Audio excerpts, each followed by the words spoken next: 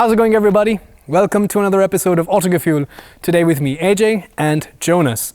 I am lost somewhere in the woods here in the south of France, but this car is going to help me get out of here.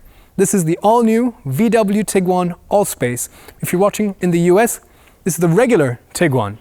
So, join me today as I test this car off-road and on-road to see what it's got. Are you interested? Come on, let's go!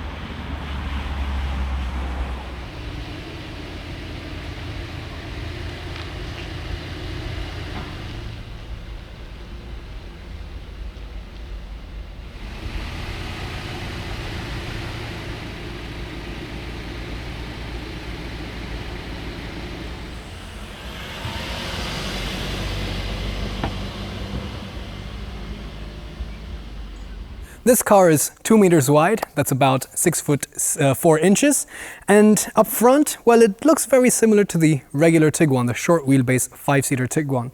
But there are a little bit of changes, like for example, the top of the hood, there's a little bit more creases over here, and it's kind of tipping inwards, kind of like a clamshell. But on the top, I think it's more or less the same. And because the Tiguan Allspace in Germany is offered only on the top variants, you always have the upgraded grille, so you have more shiny chrome plastics on the front.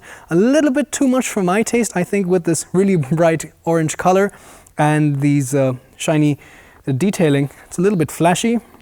This has the optional LED lights. Let's go towards the middle. This is a two-dimensional logo because this houses the radar sensor for the front assist and the adaptive cruise control. This is a standard because this is only available in the top variants here in Germany. They all come with adaptive cruise control and front assist and lane keeping assist as standard. As we go further down, we have the front parking camera for the 360-degree parking sensors. There's one camera here, two cameras, one on each of the outside rear view mirrors and one in the back as well. Towards the bottom part of the bumper, we have a metal scuff plate. It's actually metal, it's not a plastic. It's not plastic, so it seems to be quite useful. And overall, a very strong, powerful, macho front. This car is 4.7 meters long, and it's about 15 foot 4 inches. That means this is longer than the regular standard wheelbase Tiguan. In fact, the wheelbase has been stretched by 11 centimeters. Up here in the front, because we have the top end version of the Tiguan Allspace, because here at these events they always give us the top trims, we have the optional 19-inch wheels with really fat tires. They fill up the wheel arches really well, give it a very macho, muscular, off-road kind of character. I think it's pretty cool, but of course you could always opt for a cheaper and smaller wheel. The wheel arches are have black cladding, and I think it's very useful because, you know, this car has four-wheel drive, and like you see, we are in the woods, so if you're going through some bushes or some shrubs or near some trees, it's always good to have this protection so you don't scratch all that shiny, fancy bodywork. Over here we have the 4Motion logo. This is the Haldex-based all-wheel drive system. All Tiguans have a longitudinally mounted front engine, which is primarily front-wheel drive. In a Haldex system, the propeller shaft going to the rear wheels is connected to the transaxle. It runs down the center of the car, and between the rear differential and the end of the propeller shaft, right there is a electronic clutch.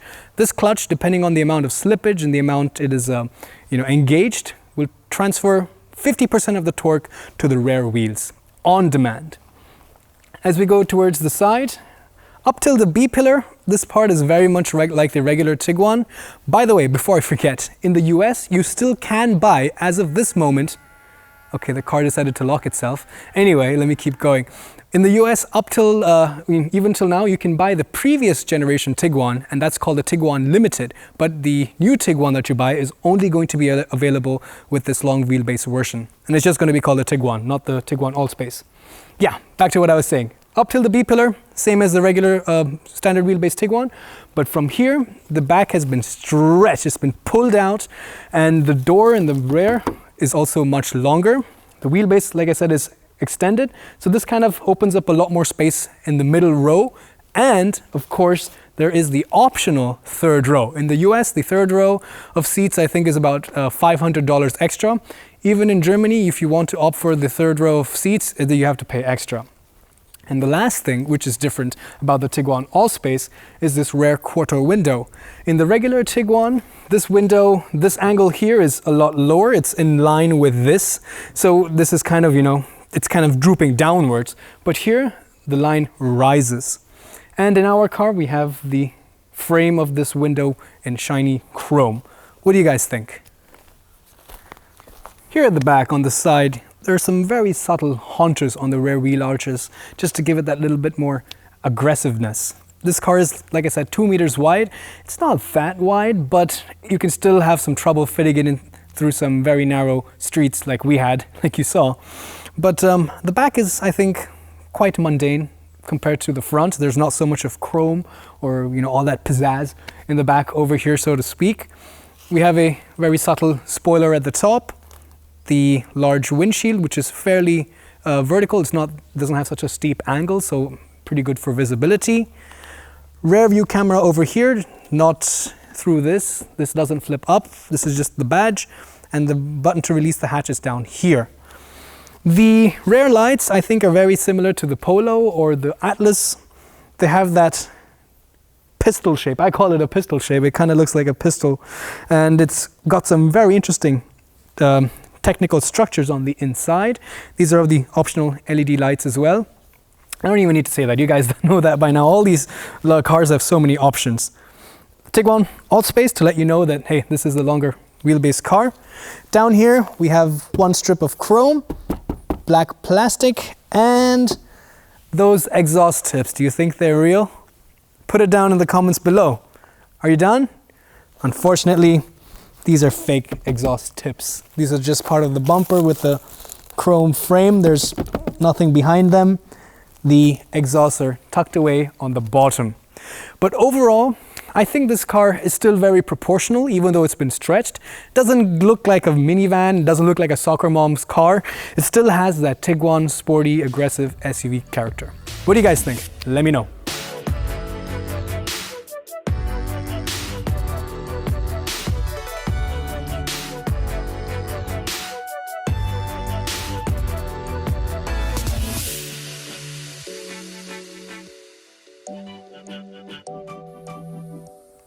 Here we have the key. This car also has keyless entry and push button start, so you really don't need this. You can put it away in your pocket. It's already unlocked. I can show you. Now it's locked, and then you just come over here and it unlocks automatically. This car weighs a hefty 1,700 kilograms, but the doors are fairly lightweight. Now, I have to mention that this car is manufactured in Mexico. It's not something new that VW makes cars in Mexico. The Beetle has been produced there for a very long time.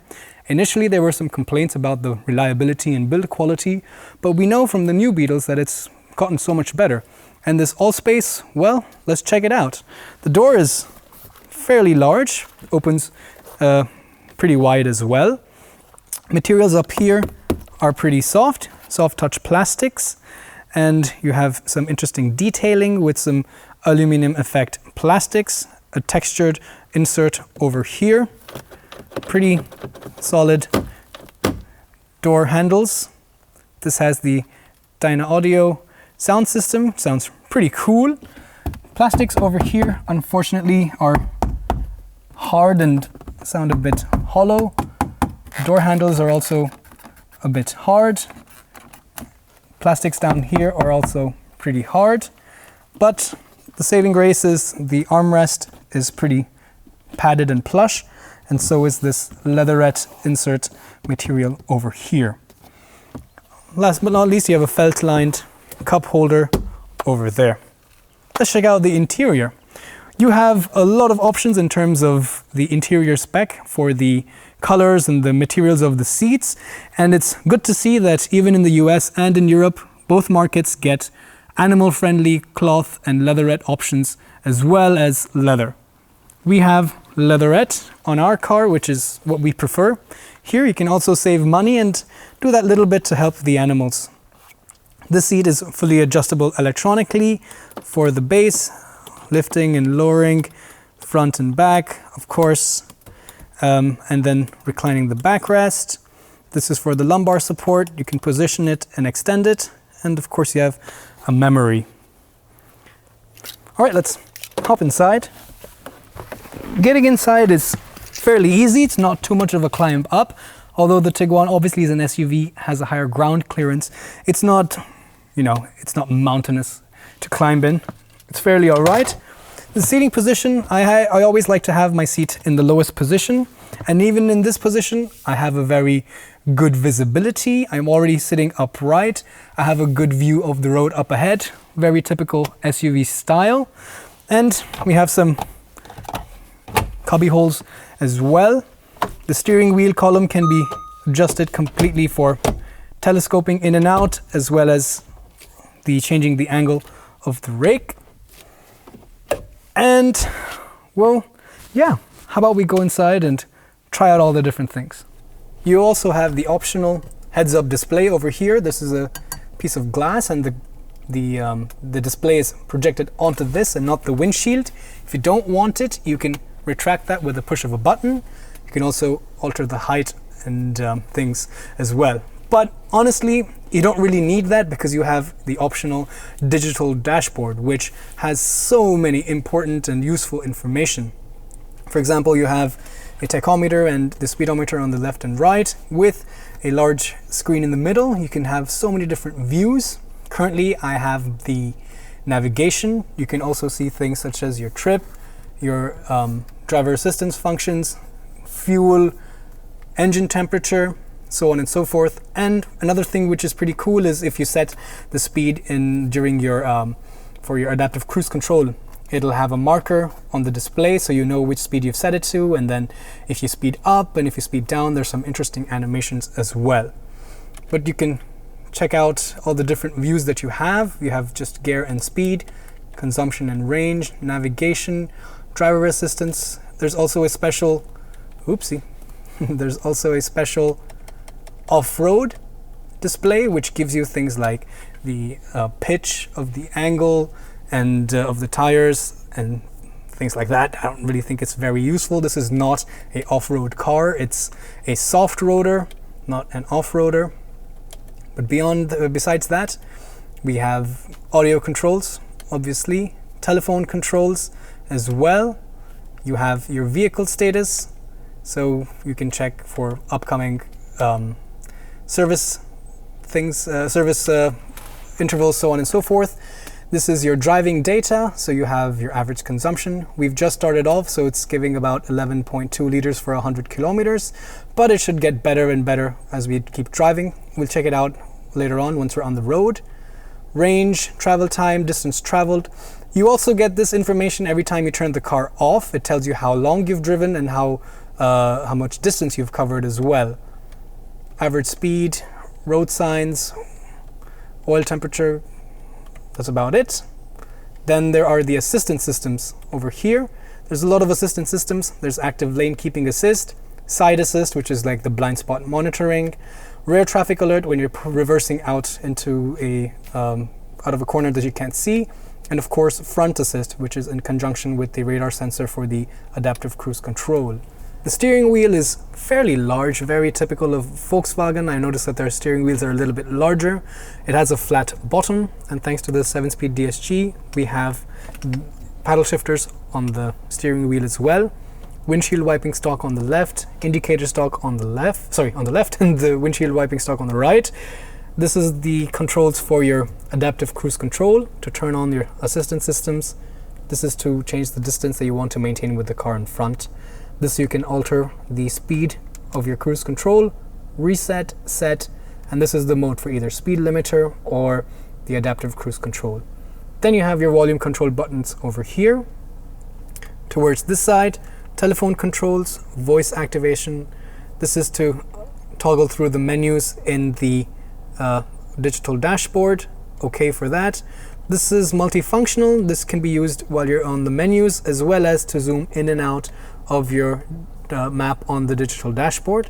And finally, this is the seek for the tracks. Over here, we have some more speakers. This is the optional Dyna audio system. So there's quite a lot of speakers in here and it sounds pretty good.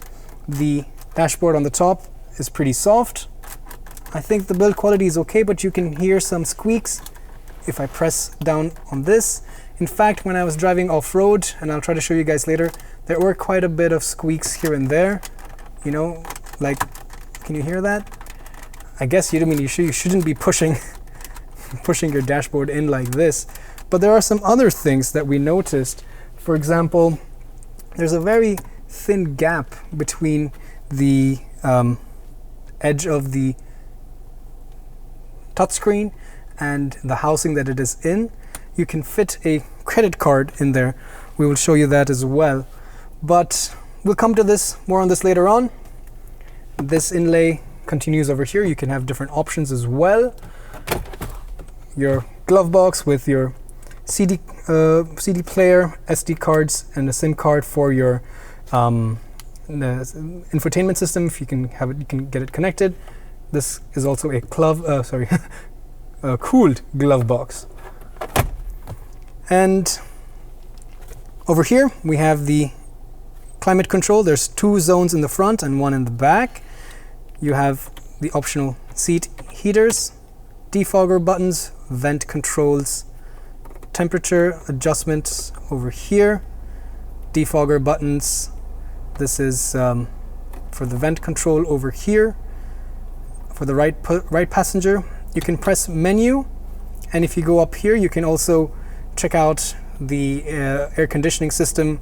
Over here you have 3 zones, like I said. You can also sync them. You can lock the rear so that if you have kids sitting in the back, they can't keep fooling around with that. And you have something called as air care climatronic. I don't really know what this means. Let's just see.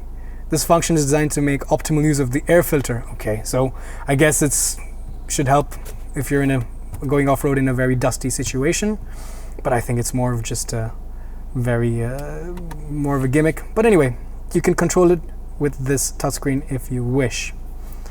Coming back down here, let's turn this off so you can hear me better. You have a place to keep your phone, and also you can get the inductive charger over here, a 12-volt power socket, a couple USB ports, auxiliary port. And then let's come down here. This is the 7-speed DSG gear lever, engine start-stop button, automatic parking brake, the auto hold function for that, traction control, engine auto shut-off. This can also park itself. This has the park assist. You can have parking cameras. And let me show you guys Jonas, if you could press the brake pedal, please. There we go. This car also has a 360-degree camera over here.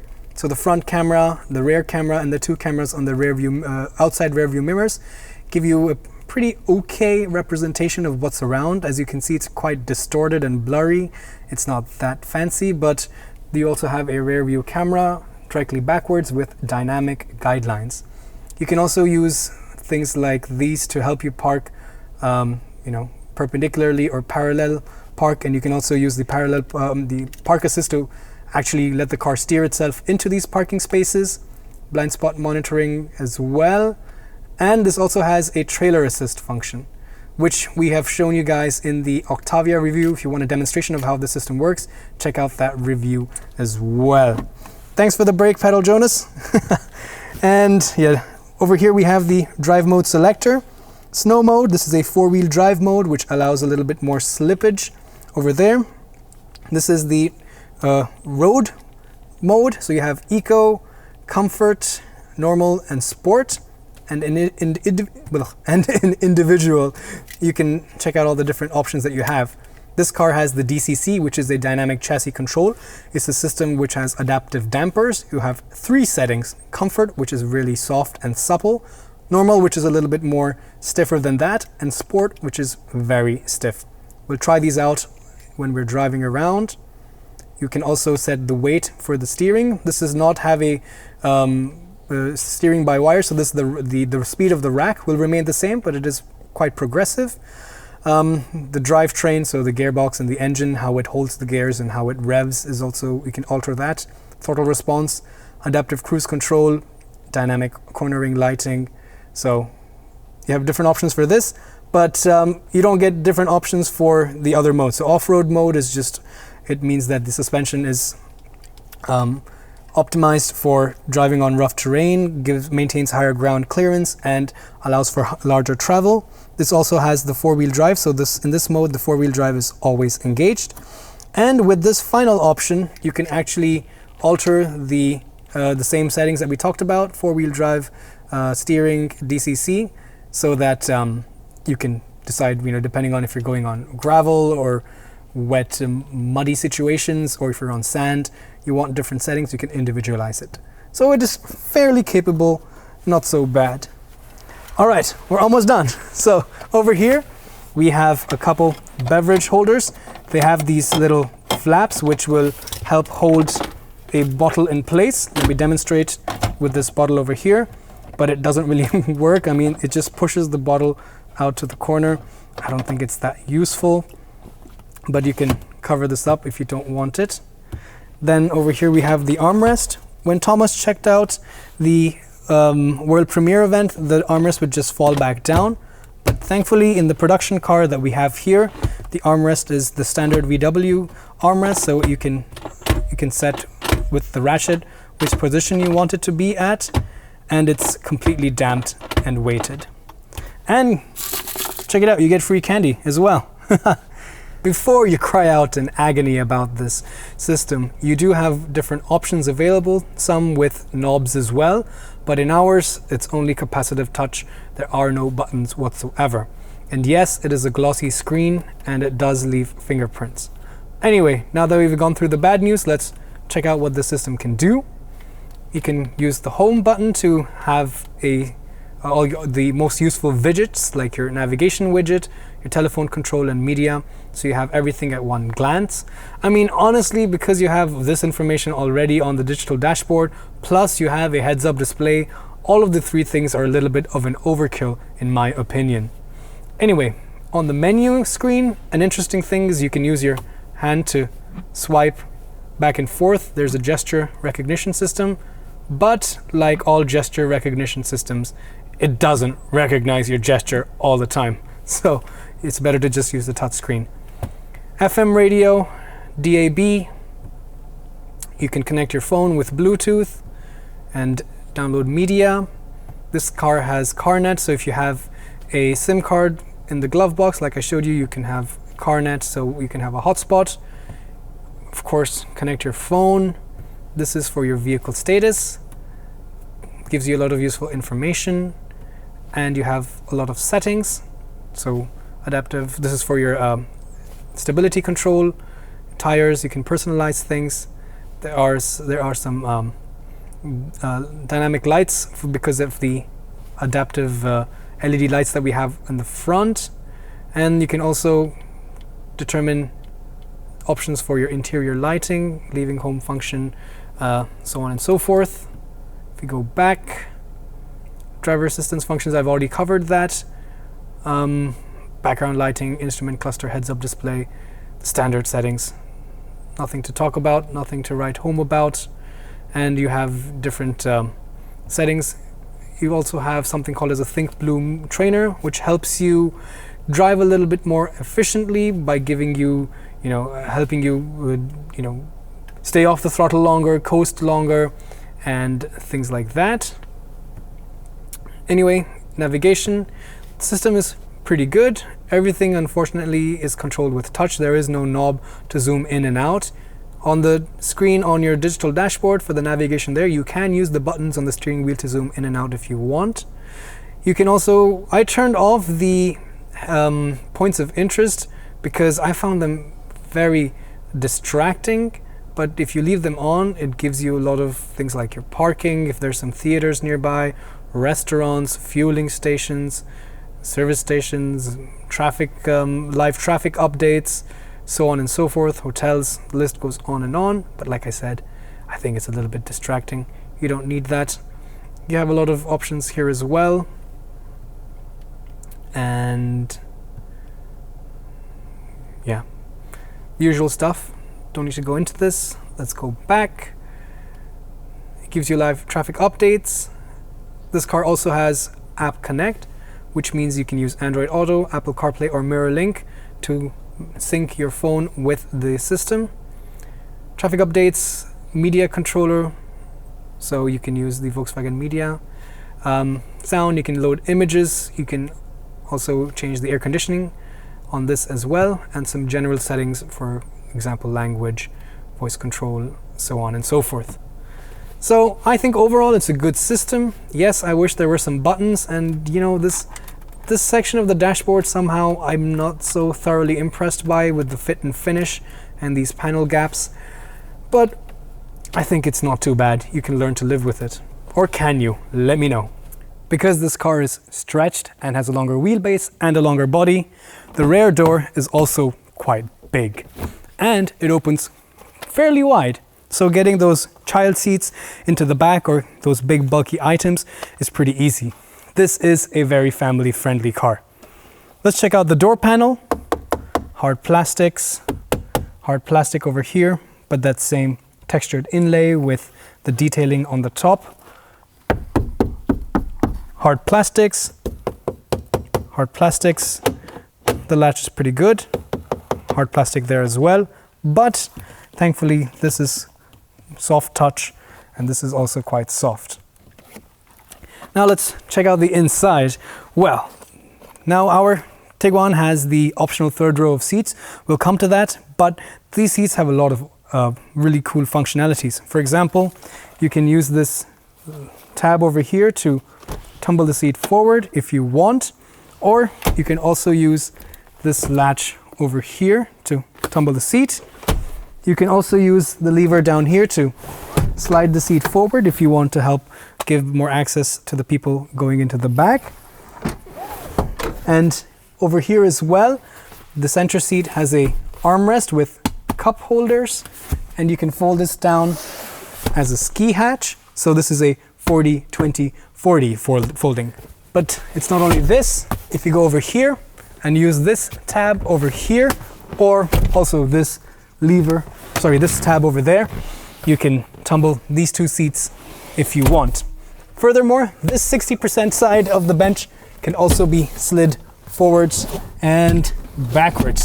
Anyway, let me actually take a seat now and check it out. Well, let me just attach my microphone. There we go. I think the seat is fairly comfortable. There's plenty of space.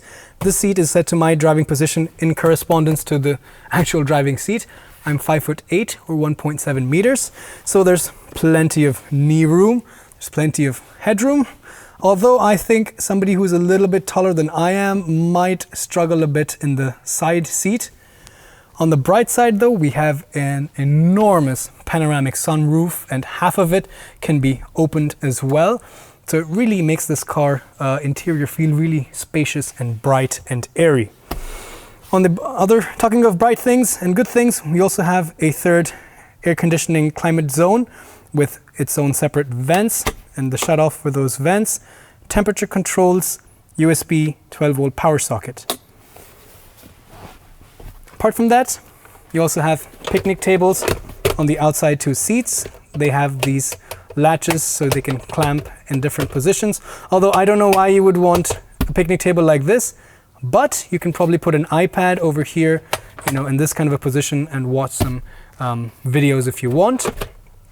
There's also a little cup holder as well, but this cup holder is not really that big, so you can't really fit bottles larger than the smallest size. And this tray doesn't really sound that solid, but hey, you know, I think it's okay, it does the job. Door pockets as well. And let's check out the middle seat. Well, the middle seat is a little bit raised. The contour at the bottom is also not the best. The backrest is also fairly stiff because of the cup holders and the armrest, but headspace is not really that bad at all.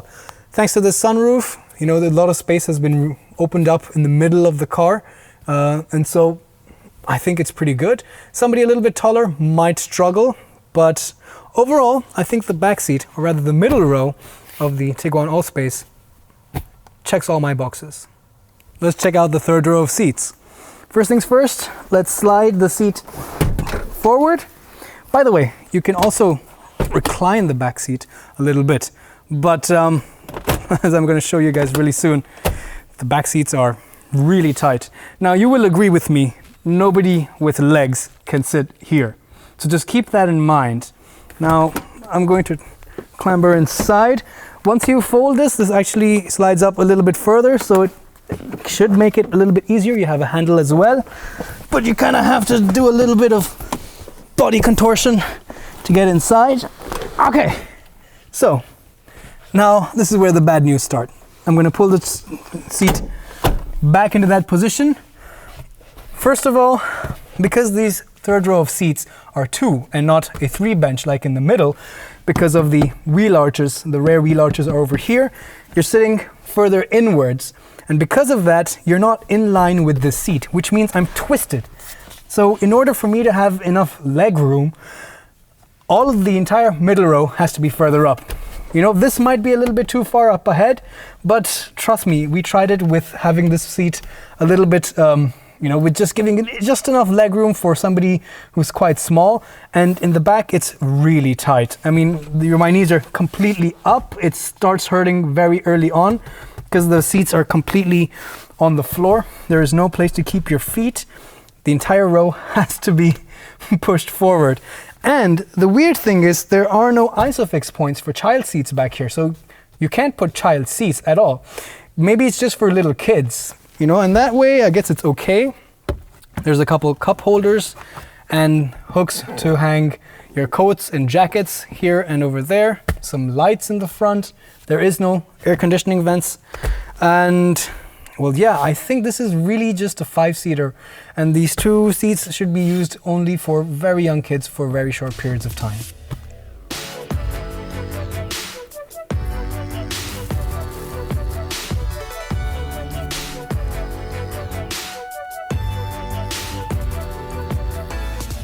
Let's open the hatch. There's a button. This is the automatic optional tailgate, or rather the optional automatic tailgate. Tailgates are not optional, you have to have them. Because it's automatic, let's check if it's trying to kill me. No, it's actually fairly smooth.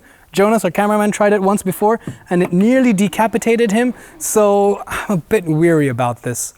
Anyway, the trunk, well, in this configuration with the 7-seater, with the third row of seats up, it's only a mere 230 liters, which is not that much at all, not really. But if you fold the rear 2 seats down, like so, we kind of have to push it really hard, like that. Now it's 700 liters. And let's check out what's underneath. You have your parcel shelf, so you can attach this over there. With these 2 holders. Yeah, why not? Let me demonstrate. I do so much for you guys.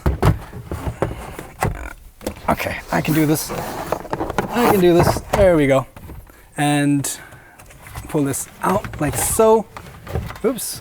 Oh, you have to clip in the seat belt first. All right. And there we go. Phew. It's a flexible fabric type parcel shelf, and you have your car repair kit.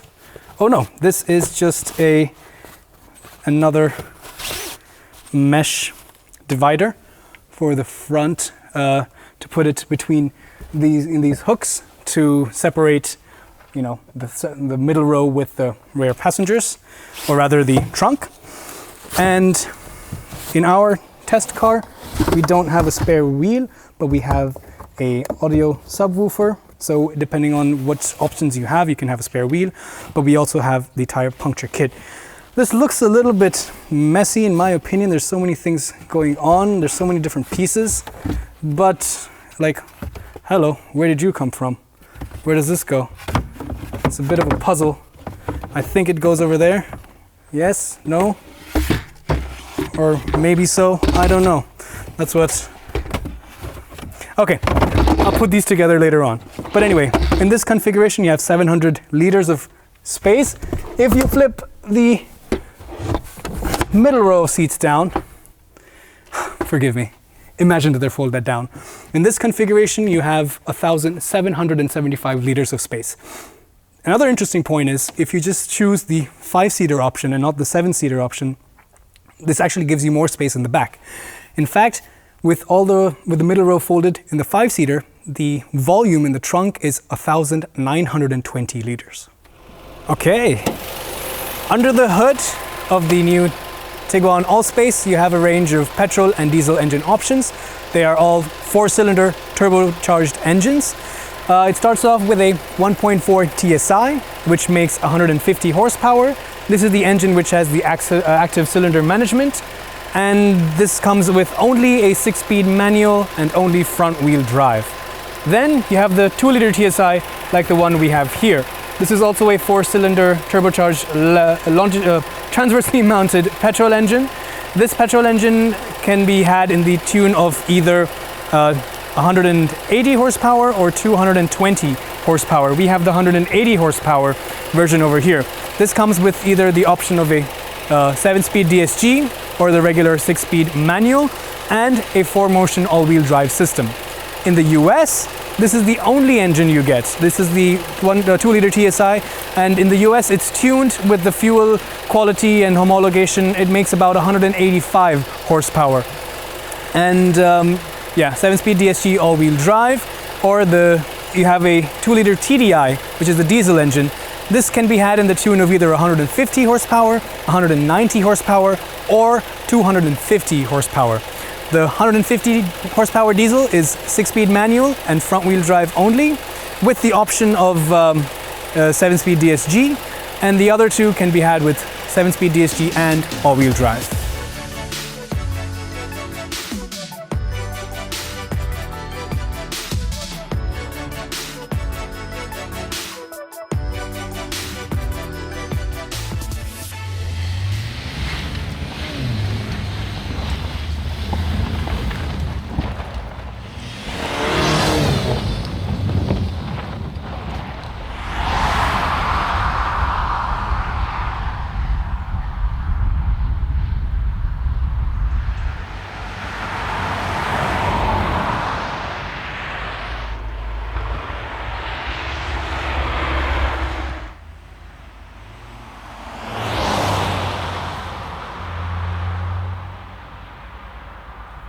All right, let's take a spin in the all-new Tiguan Allspace.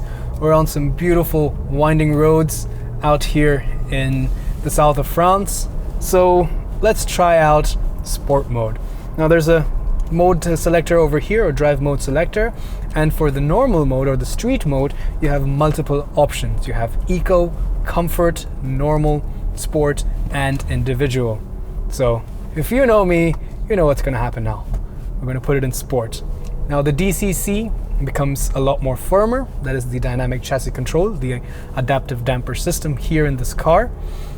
Becomes a lot more firm, gives you a lot more agility, and the gearbox shifts down a lot sooner and keeps it in the power band of the car, of the engine, so that you always have sharp throttle responses. All right then, so let's put our foot down and let's check it out. And then you have paddle shifters as well. That's 100, 110, 112, 120. Well, I think we should slow down. We're on public roads, but in third gear, there's plenty of torque in the mid-range. Of course, this is a turbocharged engine. The steering is a lot sharper now because it feels a lot more heavy. Has really good feedback.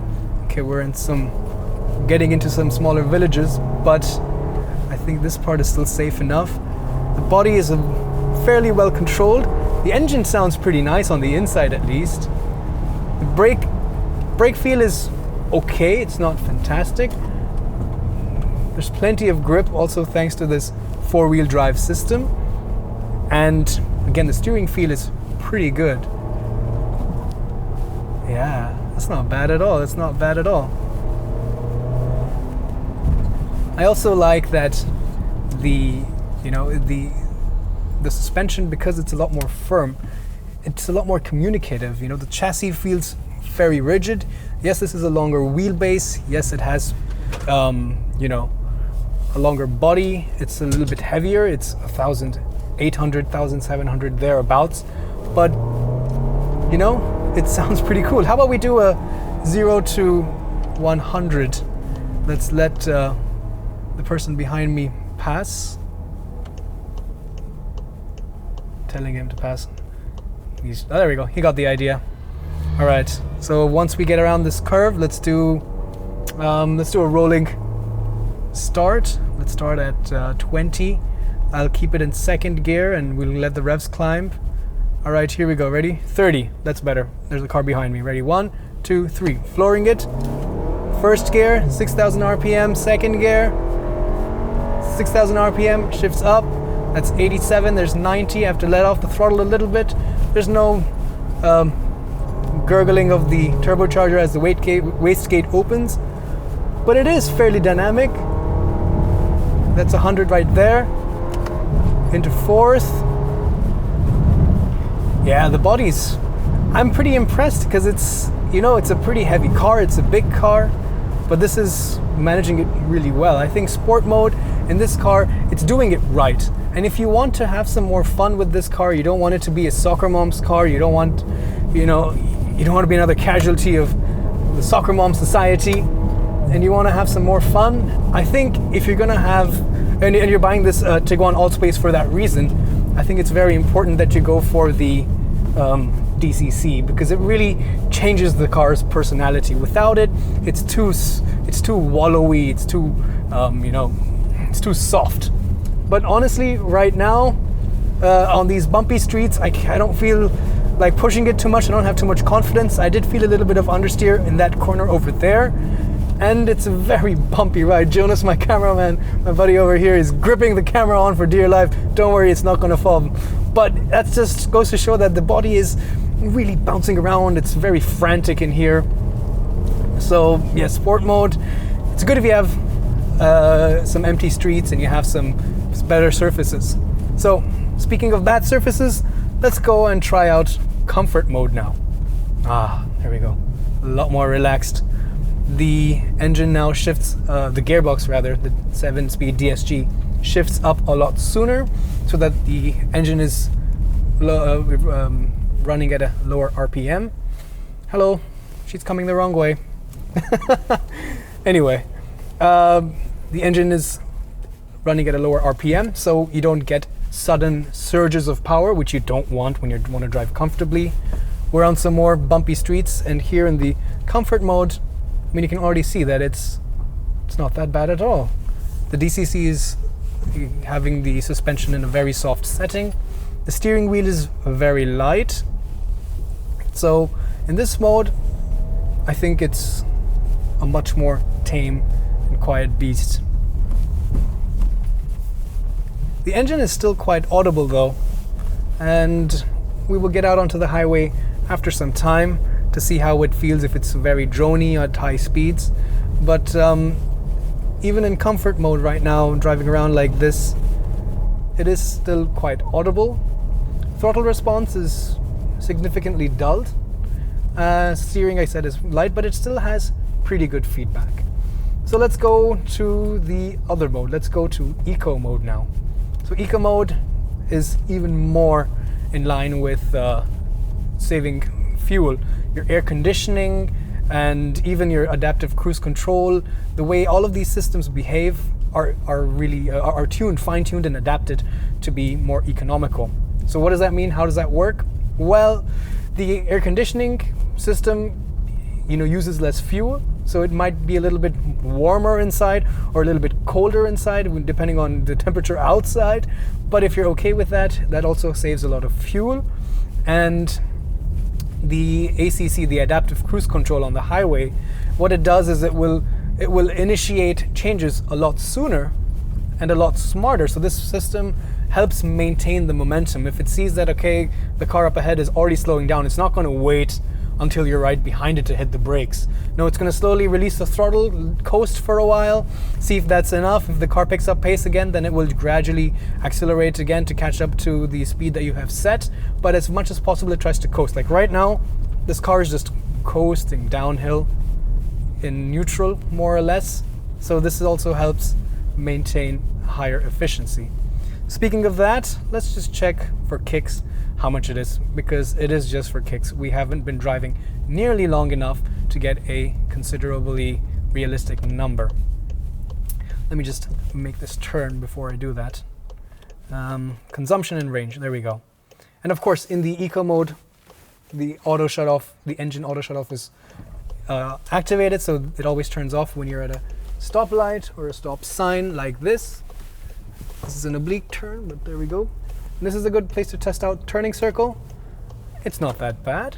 It's still fairly manageable, even though this car is fairly wide. You also saw that we were driving through some really narrow village streets here in France, and it's pretty tricky. You need somebody to get out and give you some guidance, because the parking sensors and the 360-degree camera, I didn't find it that useful. Honestly, I would say save your money, don't get the 360-degree camera, because I don't think it really helped that much. Parking sensors are enough, and the best thing is to have your buddy sitting next to you and make him your parking sensor, make him stand outside and give you commands.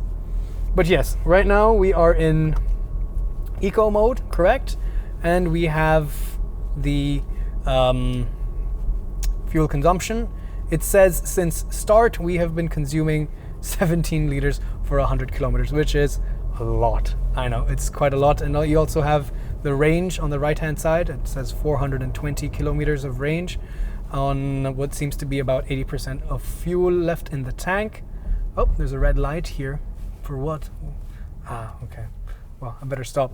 So I think 17, of course, is too high and it's not a realistic number, but I think something more on the lines of perhaps 9-ish combined cycle of urban and rural or extra urban driving on a regular basis.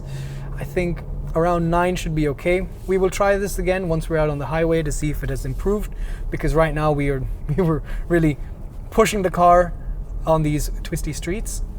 180 horsepower, yeah, it's not a lot. You can get this 2-liter engine in the tune of 220 horsepower, and if you want even more, the 2-liter TDI has 250 horsepower.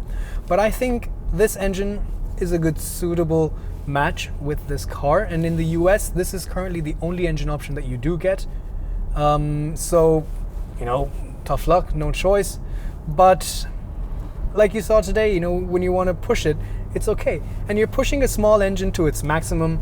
It always, you're squeezing out every ounce of power from that little engine, and I think there's a lot more fun in that as well. It sounds nice on the inside at least, and it's exciting enough, I would say, for you to have fun with it.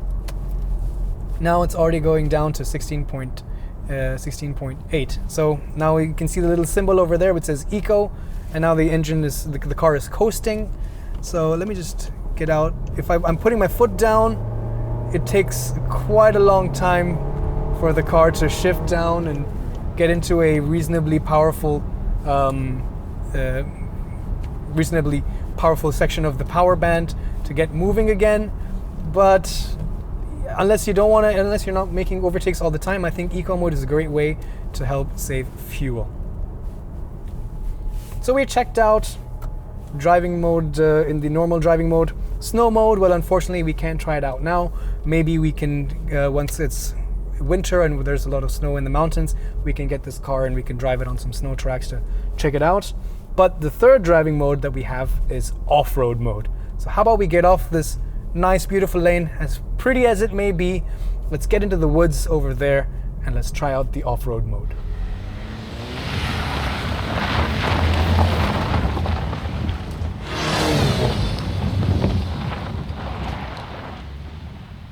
Let's try out some of the off-road features of this car. Now this is not really an off-roader, it's a soft roader, but it has a higher ground clearance, it has a 4-wheel drive system, and it has a pretty torquey motor. Yes, this is just the 2-liter TSI, it's not a TDI, so inherently a petrol engine has lower torque, lower down in the revs as compared to a diesel engine. But let's see how it does. First, let's set up the views. There's 3 of them, remember? We don't need anything to do with off-road driving in terms of the heads-up display, so we can leave it as it is. In the virtual dashboard, however, we can go to the views, and then we can go down to the off-road view. Here, it just gives you things like your steering angle and a compass, which really doesn't help too much at all. But what will help is if we go down here to the driving mode selector. Now we put it into off-road mode over here, you can see that. And up here we can see the off-road mode is engaged. And another interesting thing is that we can use this parking camera function. So it gives us a 360-degree view of the car. You can also go to a 3-dimensional view like this, which honestly the software and the camera system isn't that good. I think the BMW system is a little bit better. Of course, that's a lot more expensive. But you also have a oblique view like this, and you can rotate the car as such. Again, not that useful. And you can also have a camera from a side angle. But I think the best thing is to have it in this top-down view so that you know if you're close to the obstacles. This car also has things such as hill descent control, hill hold assist, and things like that, which we might not really need, but let's check it out. We'll leave traction control on, all right, just in case we get into a tricky situation. Put it in drive, sport mode, everything is ready, let's go. This is not really a big challenge for any SUV, regardless of if it has 4-wheel drive or just front-wheel drive. If you want to have a little bit more fun and go a little bit faster, then I guess it can be useful to have a proper 4-wheel drive system with a central differential or a central transfer case. But in this case, a Haldex is more than enough. We're just going on some rocky tracks. The suspension is doing a good job of making sure that we don't scrape anything on the bottom. There's plenty of ground clearance. It is fairly bumpy, so the DCC is, even though it's in comfort mode to allow for more undulations, so on and so forth. Wow, this parking sensor is quite annoying. It's pretty bumpy. Steering wheel is fairly light so that you can make quick corrections easily. Thumbs outwards on the steering wheel whenever you're going off-road, because the steering wheel can suddenly flip around and you can injure your thumb. But this is not really off-roading true. If you're a true off-roading enthusiast, look away, otherwise you'll cry in agony. But the 4-wheel drive system ensures that there's plenty of traction when we're going around. I don't really need this camera view, but now you can see that, if I need to make this turn over here, I don't want to hit that bush over there. There's some shrubs, and there's also some shrubs and rocks in the front. I guess it kind of helps. It's not really that great. You can also use the parking sensors if you want to, be doubly sure. And we're going a little bit uphill now. There's some logs up ahead, but yeah, this much of off-roading, this car can totally handle it. Another thing you have to remember is it's just me and Jonas right now in the car, so it's not that heavy. We have very few suitcases in the back as well. If the car is heavier, then the DCC, might not really be able to do a good job of maintaining higher ground clearance. But the gearbox also holds a lower gear for a higher time, so that the engine is running in its optimum rev range, the turbos are spooled up, and you have enough power to pull you out. And overall, it's pretty cool. I think it's more than what you would need.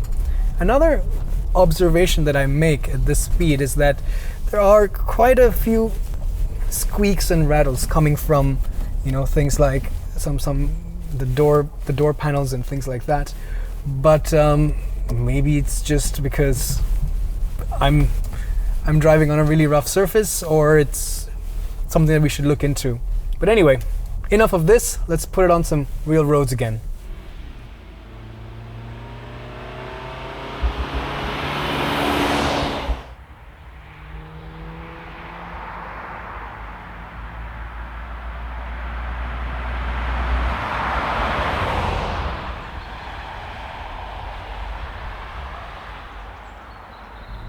We made our way out of the forest and into rush hour traffic, so that was quite unfortunate. But anyway, now we can test out the highway mannerisms of the Tiguan Allspace. I've been driving for the past 45 minutes to 1 hour in eco mode, and unfortunately, or normal, between normal and eco mode, switching back and forth. And unfortunately, it's still reading a very high consumption. So, you know, I don't think my estimation of 9 liters for 100 kilometers per hour is going to really come true. It still says 14.8. Before we sign off for the day, let's check once again. But anyway, let's go back into the review. So now this car also has things like lane keeping assist. It also has blind spot monitoring, which is useful right now because I need to change lanes. Thank you. And yeah, again, this throttle response I've noticed since I've been driving longer in a start-stop city traffic situation, it's not the best. I think the DSG, while it's a good system, it's not the most sharp in normal mode, eco mode, so on and so forth. And that's okay, I guess, for most applications. But you know, like right now, I'm tapping on the throttle, and it's still not, because it's a fly-by-wire throttle or a throttle-by-wire, it's not getting the signal to, okay, I want to accelerate. And I'm at half throttle now, and I'm at 60% throttle, 75% throttle, and it's still just barely moving. It's only when I kick down that it takes a minute, and then I get something to happen. So I think it's better to just put it into normal mode right now. It's not significantly better, but it is a bit better. Thank you, Jonas. Now I'm going to be blinded by the light, but at least you can see my face better. Let's turn on the adaptive cruise control. All right, it is set to, let's make it, I think the speed limit is 110 right now because of the contraflow. I can set the speed, the distance I wanted to maintain with the car in the front. Let's keep it just this much. It recognizes there's a little symbol for the lane keeping assist, and it's green, which means that it is able to recognize the lanes right now. So it should, in theory, be able to correct me if I am straying off the lane, including an actual steering intervention, not just buzzing the steering wheel and not just not a brake-based steering. It should actually steer the car. It's let's just give it a little bit of a try. Is it doing it?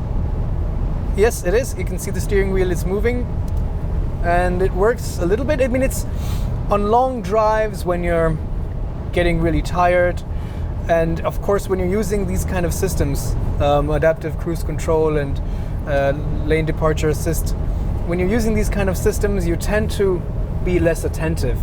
And I think in that case, it's very important to have these systems so that it keeps you out of trouble.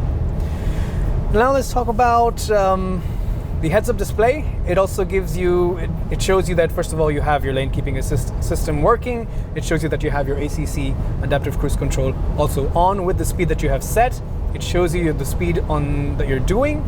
It also gives you an exit command from the navigation system. It doesn't show you a map as such, just okay, I see that okay, in 13 kilometers I have to take a turn. It's pretty useful, but in my opinion, I think you should pick either the heads-up display or the digital dashboard. I really don't think there's a need for both of them.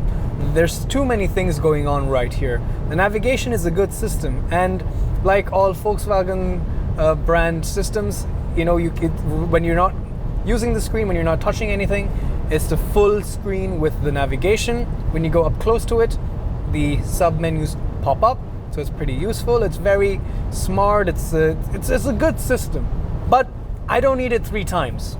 I have 2 eyes, and they only look in one direction. So pick one, or pick 2 at top.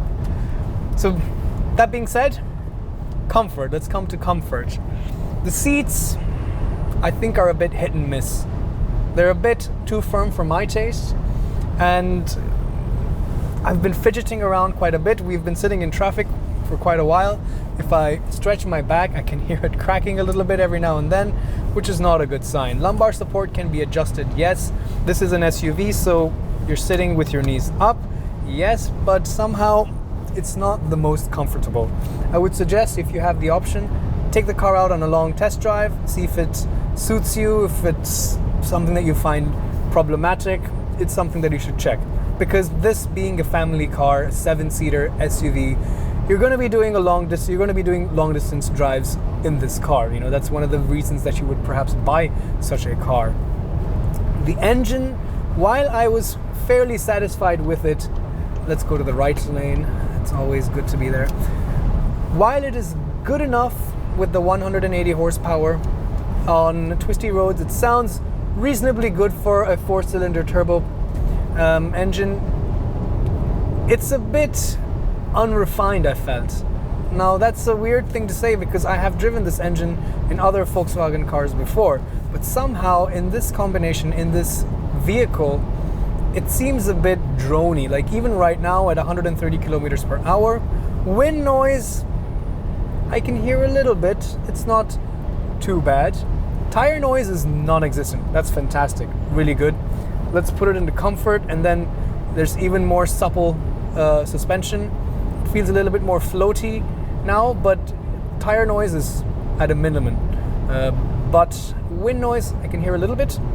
And the engine, there's a constant drone that you hear, which I guess after a while can get a bit tiresome. But all in all, if you want a 7-seater SUV and you're in the US and you want a Volkswagen Group, then this is your only choice. The Atlas is much larger, but not so much more expensive. Make sure you watch our review of that as well. This is a good time to test the braking of the ACC. Yes, it's slowing me down gradually. You can set the way the ACC works as well, by the way. Now that I'm in comfort, it's more proactive. It senses much earlier on what the car in front is doing, and it reacts to that in a much more gradual, smooth fashion, and not just an abrupt accelerate, brake kind of a way. So back to what I was saying, Atlas versus Tiguan, or Tiguan Allspace here in Europe. If you want a real 7-seater, look elsewhere. This is not a 7-seater. This is a 5 plus 2 kids, and the seats in the back two don't even have ISOFIX points for child seats. So it has to be literally 2 kids only. And if you tend to be a soccer mom, or you're going to be driving, you have a big family, then yeah, it's a good idea. You don't need such a big car, and then maybe when your kids are older, so on and so forth, you can perhaps upgrade to the Atlas. But in Europe, I think the Tiguan Allspace is probably better as a 5-seater. The 7-seater option in the Allspace, I guess, could be useful. And if you don't want this 5 seats, the 7 seats, you can have it as a 5-seat, and just the extra longer wheelbase and the extra trunk space could be useful.